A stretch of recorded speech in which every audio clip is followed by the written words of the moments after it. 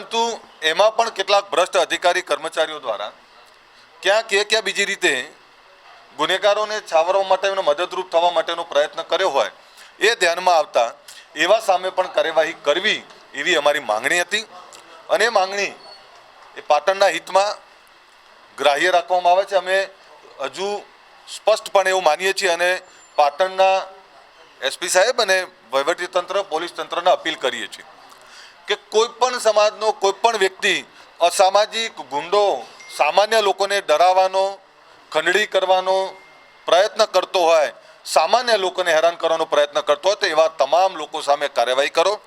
પરંતુ આપણા વિભાગમાં રહેલા લોકો પણ એવા ગુનેગારોના કોઈ હામી ના બને એનું પણ ધ્યાન રાખો।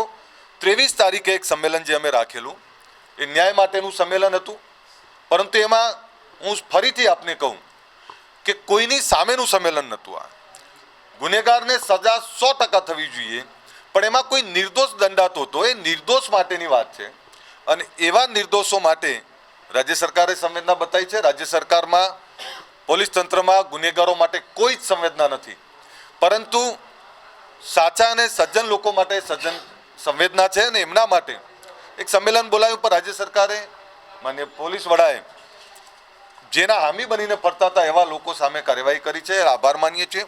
23 તારીખનું સંમેલન આ તબક્કે અમે મોકૂફ રાખીએ છીએ। અમારા